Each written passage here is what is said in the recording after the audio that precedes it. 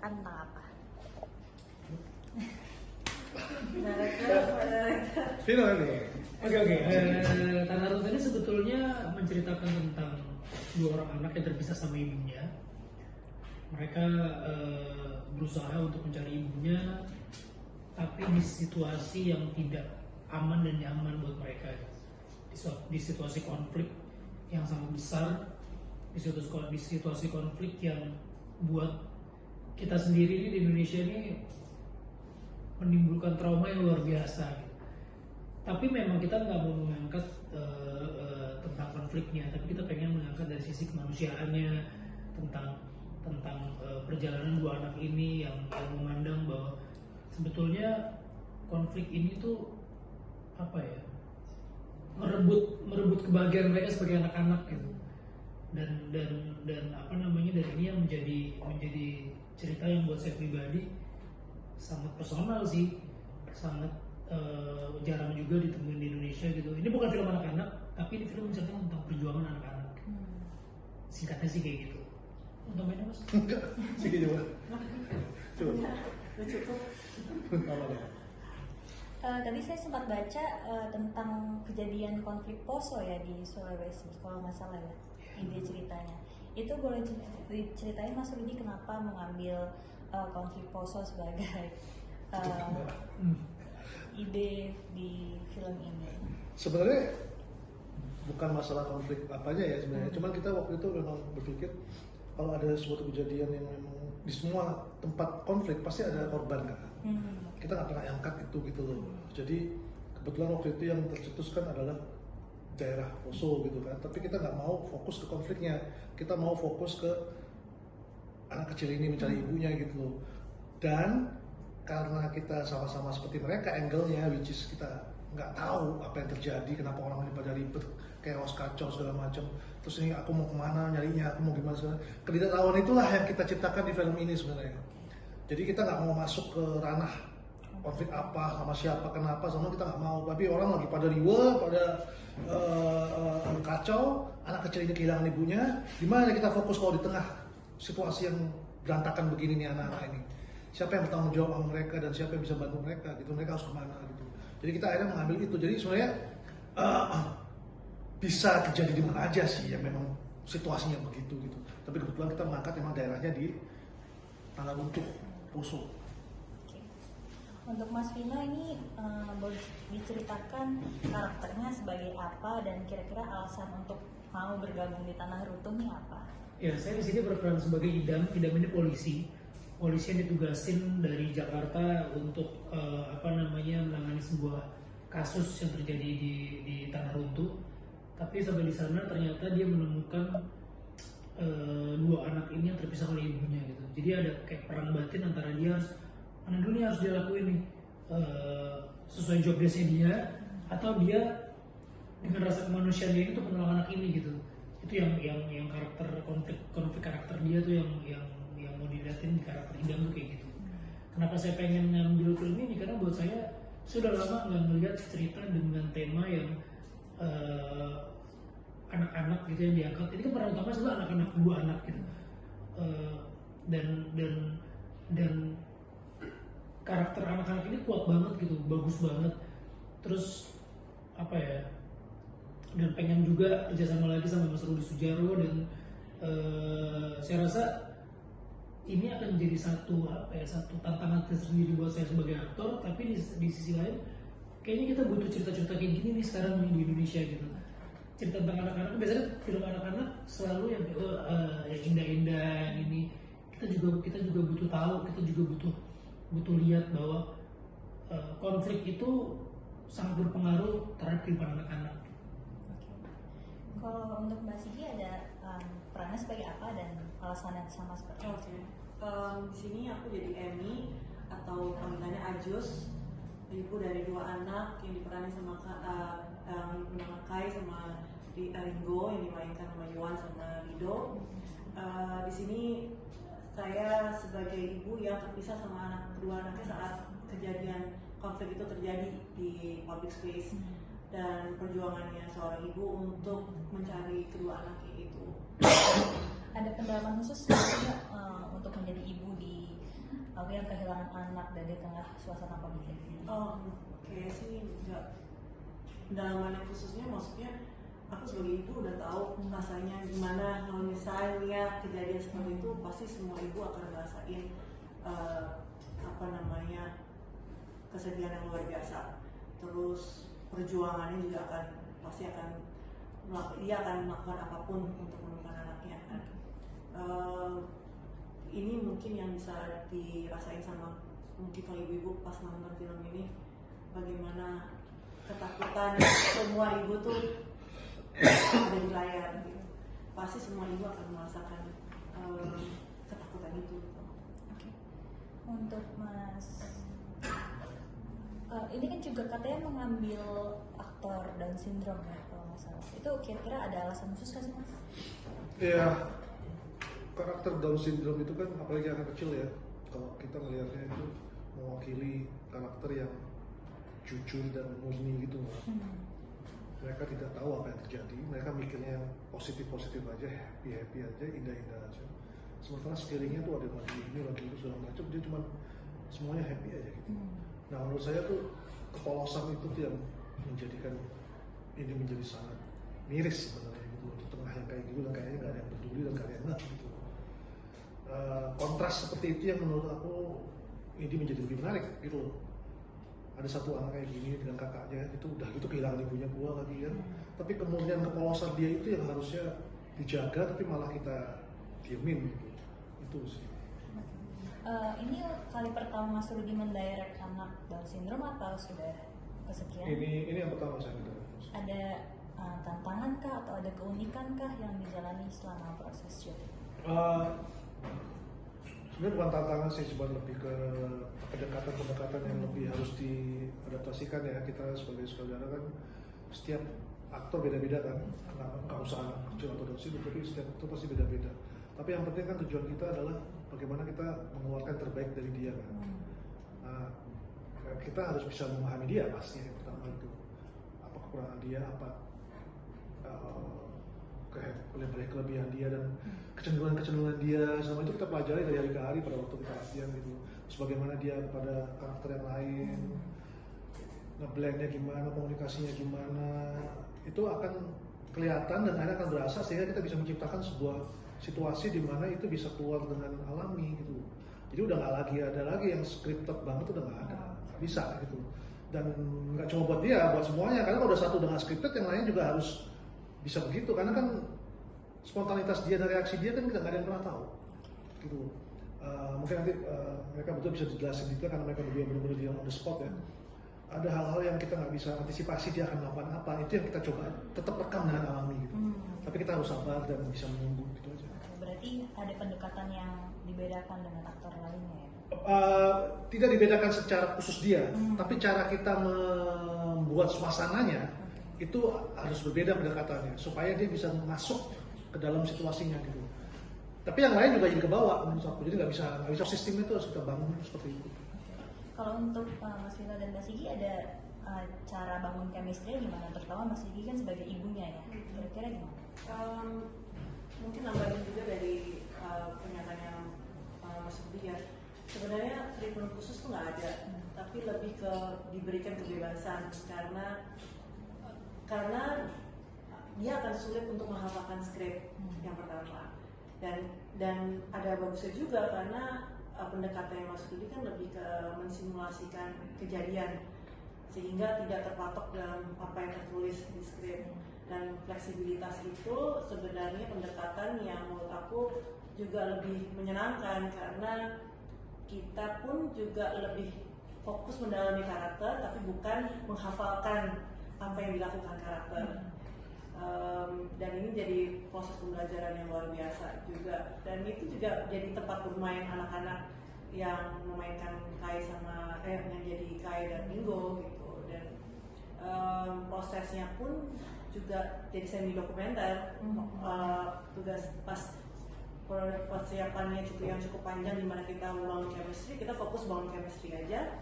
Tapi pas syuting Mas Rudi lebih fokus ke technical, gimana pergerakan-pergerakan itu.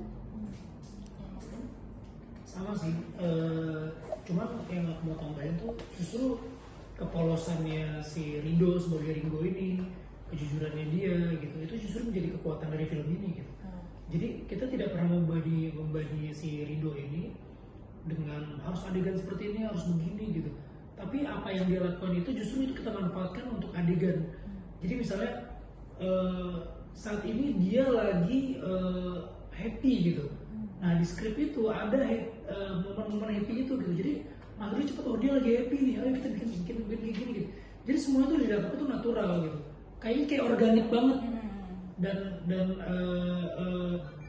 apa namanya kepolosan kejujuran dia misalnya kayak oke kita nanti dari sini jalan ke sana ya, tiba-tiba di tengah ya namanya Rido dia pasti semuanya akan menarik buat dia gitu. Ketika tiba-tiba di tengah jalan dia menarik perhatian ke satu titik yang harusnya ke sana, kita karakter-karakternya tuh justru harus memanfaatkan itu menjadi satu adegan yang tidak keluar dari apa namanya yang diarahin Mas Rudi, tapi kita membuat apa yang dilakukan Rido itu menjadi bagian dari adegan kita gitu.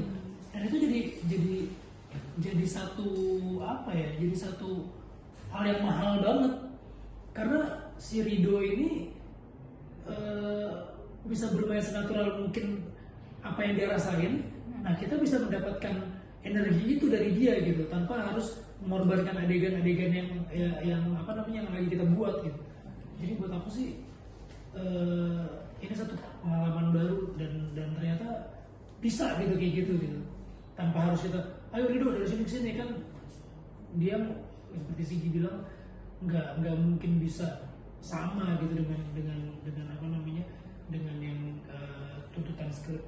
Jadi makanya apa yang dia lakukan itu yang kita manfaatin. Dan buat teman-teman yang udah nonton justru itu menjadi kekuatan di film ini sih. Oke. Jadi nggak terpaku dengan bagaimana skrip berjalan, tapi justru semuanya akhirnya mengikuti ya. Iya, kan di saat simulasi kita semua udah ditanamin nih di masing-masing karakter bahwa film ini kejadiannya seperti ini, sedang ada konflik yang besar, emosi walaupun kita tidak memberatkan konfliknya, tapi beban apa namanya psikologi dari pemain-pemain itu udah ada gitu. Jadi ketika kita main, kita udah di frekuensi yang sama. Tinggal nanti begitu ada adegan sama Ringo, adegan tetap, tapi kita lihat nih Ringonya akan seperti apa. Nah kita yang akan apa ya nge-balance itu semua. Kalau untuk karakter, adakah kesamaan dengan peran atau ada kedekatan emosional khusus gitu? Atau ada yang bisa dibawa, dicurahkan untuk proses syutingnya? Sih gitu. Mungkin karena aku anaknya juga dua, tapi dua-duanya cewek. Untuk ngebayangin emang punya dua anak kan pasti sayangnya sama gitu. Cuman mungkin satu punya tanggung jawab yang lebih untuk menjagain adiknya. Ini sama kayak si Ringo sama Kak. Saya rasanya sama, kita bertiga udah punya anak dan kita membayangkan gimana anak-anak ini memandang konflik, memandang kejadian pada saat itu gitu, terpisah sama ibunya yang pada saat itu tuh benar-benar pegangan banget buat dia gitu kan, apalagi seorang Rido gitu yang Down syndrome.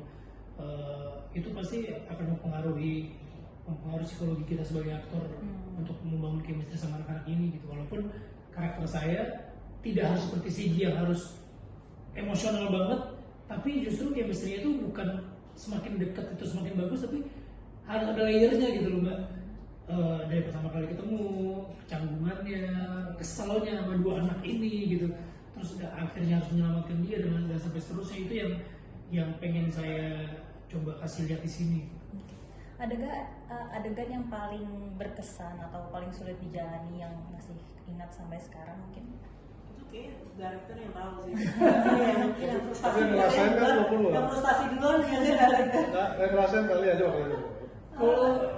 Kalau aku sih banyak banget adegan-adegan yang apa namanya. Jadi kita tuh dikasih, Mas Rudi tuh kasih ini oke, adegannya kayak gini, blockingnya terserah. Cuman kameranya tuh liar banget gitu. Liar banget tuh bisa tiba-tiba dia sedekat ini gitu, tiba-tiba bisa menjauh. Jadi kita memang untungnya ada simulasi yang kita seolah-olah tuh lupakan kamera gitu. Jangan banci tampil, jangan selalu ada kamera gitu. Tapi kita harus selalu siap ketika kamera itu tiba-tiba ke kita gitu. Jadi ada satu adegannya ini tanpa spoiler, adegannya kayak satu keosan di dalam rumah gitu, sedikit action. Biasanya kalau saya syuting satu angle dihabisin gitu, misalnya kayak fighting gitu ya, atau enggak tembak-tembakan sana sini kan bisa santai. Kalau ini enggak, satu ruangan besar itu semuanya harus kejadiannya seperti itu, kejadiannya harus kayak gitu. Kayak teater dong. Iya, jadi di sana tembak-tembakan, di sini juga tembak-tembakan. Jadi kamera tuh bisa tiba-tiba ke sana, bisa tiba-tiba ke sini, jadi nggak bisa nih tiba-tiba kamera ke sana. Kita diem dulu gitu, nggak bisa. Semua itu harus jalan, semua itu harus benar-benar real gitu. Itu yang karena kalau misalnya tiba-tiba miss, ya ulangnya tuh akan ribet banget, harus makan waktu, makan biaya, dan capek, dan makan energi gitu. Jadi makanya ketika mau adegan itu tuh, wah itu latihannya tuh lama banget, latihan lama sampai semuanya udah ready, udah siap, baru kita hantam. Dan itu bener-bener kayak kejadian beneran jadinya. Gak ada yang bisa luput dari kamera deh pokoknya. Gak bisa tiba-tiba yang santai nunggu. Oh gak bisa duduk gitu ini. Semuanya harus bener-bener in action semua gitu, on action semua. Tapi sempat mengulang adegannya nggak sih Mas? Karena mungkin aktornya yang agak miss gitu. Nggak ada yang miss sih, karena kan udah latihan cukup banyak kan. Kalaupun saya mau take lagi bukan karena mengulang itu, tapi karena saya mau menambah sesuatu lagi gitu kan. Nah masalahnya kan ini ada dua anak kecil kan. Dua anak kecil ini kan harus bisa nggak perlu lagi membayangkan lagi suasana.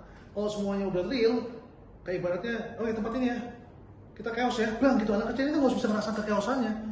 Kalau di cheat kan nggak mungkin.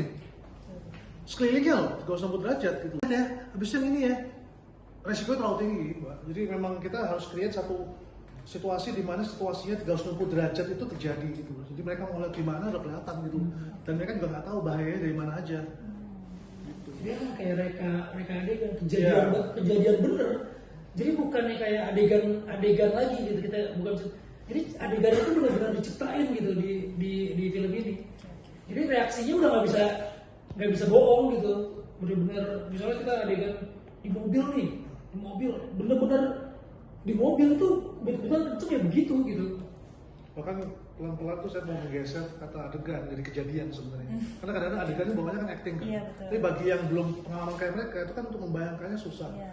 Jadi kata kejadian, makanya saya perlahan-lahan menggeser bahwa ini sebuah peristiwa loh ya. Sebuah peristiwa ya gitu.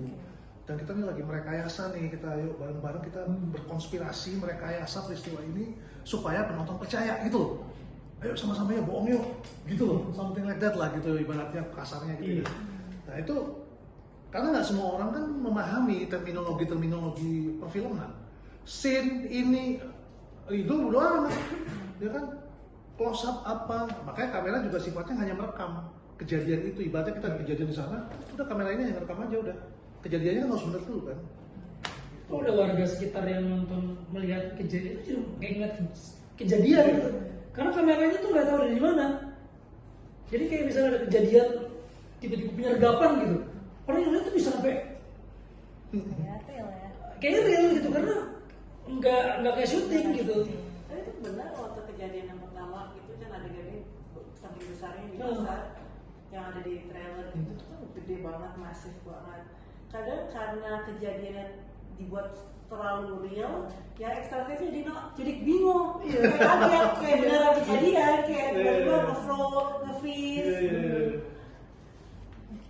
Ya kan, kadang-kadang kayak dia mobil, kaget beneran, enggak, bukannya lari, nge-freeze. Karena kaget gitu, karena semuanya di kanan kiri gitu. Tapi itu yang seru Mbak, maksudnya emang kalau bikin film gitu-gitu aja kita jenuh kan. Kitanya kan butuh adrenalin juga untuk seru. Nah gitu-gitunya tuh yang kita coba ciptakan sebenarnya supaya nggak boring gini. Oke Kak, males lah gitu. Apalagi momen film apa namanya, ini filmnya cocok untuk begitu. Gitu. Chaos juga ya. Mungkin ada kalanya film yang tenang gitu ya. Iya. Udah kamera nggak usah kemana-mana, shot still. Mungkin ya, kayak film kita dulu gitu kan, diem kan atau kamera doang, Iya. dia kan pakai film Iya, Ya kan? Kita jadi Itu total ada Ken ya. different ya. Cuman kan jadi sulit buat aktor ya kan? Iya, Ya kan? cocok sama konsep. Cocok memang style gitu. Jadi kalau saya orang bilang misalnya, Mas Budi kok bikin filmnya kamera nggak? Tuh nggak tahu film yang dulu pernah kok juga yang tenang, pernah kok juga yang ini. Jadi memang bukan berarti memang kita untuk belagak beda atau enggak. Tapi memang pada saat beberapa film terakhir memang saya harus begitu karena harus bisa menangkap semua karakter ini sereal mungkin gitu. Berarti prosesnya cukup panjang ya mas? Kita latihannya sekitar 2 bulanan lebih lah ya. Iya, latihannya lebih lama syuting. Anak kecilnya lebih duluan, Lebih lama. baru dia masuk ke jadi anak kecil udah siap. Karena bukan kayak adegan, lebih kayak menjalani Iya. simulasi. Iya. Ya makanya kenapa latihannya harus di luar-luar, nggak bisa di dalam ruangan sampai berapa kali berapa harus lo gimana, nggak bisa karena anak kecil ini kan harus membayangkan dirinya kemana-mana. Iya. Kita kayak simulasi aja naik motor Iya. juga naik motor beneran. Betul, ya harus gitu. Plus kalau pas saatnya emang kepanasan nggak bisa di ruangan ber-AC nanti panas. Iya. Itu bagian dari seleksi juga gitu. Maksud gue kalau tiba-tiba ada yang banyak komplain ya orang udah coret juga nih. Iya maksudnya itu bagian dari kita ini orangnya kayak apa sih aslinya nih pemain gitu loh. Karena kalau semuanya sebanyakan pas latihan, pas syuting semua panasan, terus mereka mulai bingung. Syutingnya berat kalau lokasi Iya. berat, panas, jauh, terus nggak nyaman gitu. Karena kan lokasinya pengen menggambarkan kejadian aslinya kan di situasi yang sebenarnya gitu. Jadi memang pas simulasi itu benar-benar simulasi itu udah pakai kamera, udah kayak syuting, udah kayak gladi resik. Jadi semuanya tuh udah hampir nggak ada pernah duduk di meja untuk membahas skrip, tapi kita lebih banyak diskusi. Oke, kejadiannya kayak gini, apa nih kalau kejadian kayak gini ngomongnya apa gitu. Udah gak ada yang pegang script loh, pas Nggak udah pegang script. Karena udah gak mungkin, kalau masih pegang script berarti nggak ngerjain PR kita semua. Tapi menariknya dengan proses syuting yang seril itu, tapi yang diutamakan adalah cerita tentang kemanusiaan. Nah itu kenapa mas? Kenapa fokus kemanusiaan tapi situasinya pun harus dibuat sedikit? Iya, karena gini, kan yang kita share ke penonton emosional, emosi kan. Film tuh akan bisa menarik buat penonton tergerak untuk mereka peduli sama karakter kita kalau mereka terpancing secara emosi kan. Nah, karakter yang kita bawa dari ke film ini untuk mendrive cerita ini, kalau situasinya kita nggak bikin sedemikian rupa realistisnya, bagaimana mereka bisa bereaksi? Oh, oke. Karena emosi itu muncul ketika seseorang manusia kayak kita lah manusia ya. Orang melihat kita tuh kan reaksi kita terhadap sesuatu. Kalau kita ngomong kayaknya oh dia asik ya, tapi pas dia ada apa-apa gue bereaksi, oh gitu orangnya. Jadi reaksi kita terhadap sebuah kejadian itu yang menentukan sebenarnya kita orangnya kayak apa. Begitu juga dengan karakter-karakter ini, termasuk anak kecil ini dan orang yang dia temui gitu loh. Ketika hari biasa mereka begitu, ketika ada masalah reaksinya bagaimana? Nah itu yang kalau misalnya saya nggak bikin seril mungkin sekelilingnya 360 derajat, mereka pasti bereaksinya akan kelihatan bohong, minimal matanya. Misalnya belaga lihat sana ya, padahal nggak ada apa-apa, pasti kelihatan mata ada apa-apa enggak kan? Balik lagi ke tadi soal peran orang tua ya. Film ini kan tentu membuka perspektif baru buat Mbak Sigi, Mas Vino. Kira-kira ada nggak sih yang dibawa sampai ke rumah gitu? Membuka perspektif apa gitu setelah syuting? Ada lagi? Atau jadi lebih protektif kah di rumah atau apa? Malahan sebaliknya sih, kayak kita harus bisa mempersiapkan anak-anak untuk dunia luar yang dimana kita tidak selalu ada untuk mereka gitu. Kalau kita selalu memprotek mereka, giliran kita nggak ada di sana, siapa yang akan memprotek mereka? Harus mereka diri mereka sendiri. Dan karakternya Kai sama Ringo ini, mereka udah dipersiapkan untuk itu karena nanti ada ceritanya kejadian ini tuh udah, maksudnya suasananya sudah menuju konflik. Dan sebagai orang tua emang tugas mereka adalah mempersiapkan anak-anaknya. Dan apalagi Rido kan Rido yang jadi Ringo ini, dia kan itu kan ceritanya emang harus selalu di-guide. Dia nggak bisa sendiri. Dan tugasnya adiknya yang harus nge-guide. Jadi adiknya akan dipaksa untuk lebih dewasa dan jadi punya lebih banyak tanggung jawab. Walaupun dia sebagai anak-anak, tapi dia punya tanggung jawab.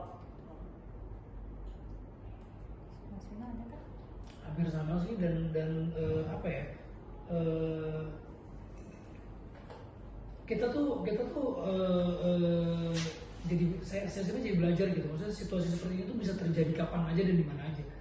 Mungkin bisa aja terjadi amit-amit ya, terjadi di lingkungan terdekat kita gitu. Nah, ini yang harus kita kita tahu gitu bahwa kita nggak selalu sebagai orang tua tuh bukannya dewa yang bisa melindungi anak-anaknya seperti apa, tapi gimana caranya kita menanamkan hal-hal baik positif ke anak-anak kita, itulah yang bisa yang akan selalu mereka bawa sampai kapanpun. Dan kalau film ini tayang, mungkin saya akan ajak anak-anak saya gitu, saya pengen kasih lihat bahwa nggak semua anak-anak itu tuh beruntung seperti kayak kamu gitu, karena kita juga butuh tahu gimana cara rasa bersyukur sih, bahwa di saat seperti ini tuh bukan cuma anak-anak aja gitu, masih banyak saudara-saudara kita tuh yang nggak seberuntung itu, karena dimanapun juga di setiap daerah konflik itu pasti yang paling berdampak itu adalah anak kecil, anak-anak. Dan mudah-mudahan mereka juga bisa belajar dari film ini gitu. Walaupun film ini bukan film untuk anak-anak, tapi ketika anak-anak nonton dan ditemani oleh orang tua, saya rasa ini jadi satu poin yang penting sih buat generasi kita gitu. Oke. Kira-kira ketika ini film tayang ditonton, penonton tuh akan merasakan apa sih setelah keluar dari bioskop itu? Entah sedih kah atau apa? Beda-beda ya Mbak, beda-beda, jujur sih beda-beda gitu. Ada yang mungkin ngerasain harunya karena ada hubungan ibu dan anak, ada yang haru tentang persahabatannya, karena di sini saya juga punya teman-teman yang satu profesi yang benar-benar berjuang sama-sama gitu dan menjadi korban dan sebagainya, itu juga bisa menjadi satu point of view yang beda. Ada juga yang melihat bahwa ternyata seorang anak Down syndrome itu adalah anak yang luar biasa, anak yang spesial, anak yang paling jujur, yang paling spontan, yang paling berjiwa besar gitu, yang paling positif dalam menangkap segala sesuatu gitu. Itu membuka pandangan orang bahwa akhirnya orang tidak memandang sebelah mata terhadap mereka gitu dan keberadaan Ringo di sini yang dimainkan oleh Ringo itu jadi membuka mata kita juga bahwa mereka itu bisa, kalau dikasih kesempatan, mereka juga bisa berkarya dan gak kalah hebat dengan aktor-aktor lain gitu. Saya sendiri sangat bangga banget, saya merasa bangga gitu bisa bermain dengan Ringo di sini gitu, karena buat saya selama ini kita ternyata banyak sekali mandang bahwa anak-anak ini tuh ya terbatas dalam berkarya, ternyata justru mereka luar biasa banget. Itu sih. Terakhir mungkin harapannya untuk film ini nanti. Harapan Mas. Itu aja. Harapan. Harapan ya, semoga semua penonton bisa ngerasain sesuatu, itu aja. Apa yang dirasain bebas, karena itu kan kembali lagi ke referensi masing-masing, background masing-masing, pengalaman masing-masing. Tapi kita kayak mau nonton film apapun, yang penting ngerasain sesuatu, dapetin sesuatu. Ya kita nggak bisa bilang nanti ngerasain ini ya. Kadang bisa sedih, bisa marah, bisa kecewa, bisa kan bebas. Oke. Terakhir boleh promo? Oke. Ya kan mulai jual bro. Ini bilangnya apa? Sobat Suara. Sobat Suara. Oke, buat Sobat Suara, jangan lupa saksikan film Tanah Runtuh yang disutradarai oleh Mas Rudi Sujarwo mulai tanggal 25 Juni 2026 di seluruh bioskop Indonesia. Ajak keluarga, ajak anak juga didampingi, pasti akan dapat sesuatu yang mungkin berbeda-beda, tapi pasti akan ada hal positif yang akan kalian dapat. Terima kasih.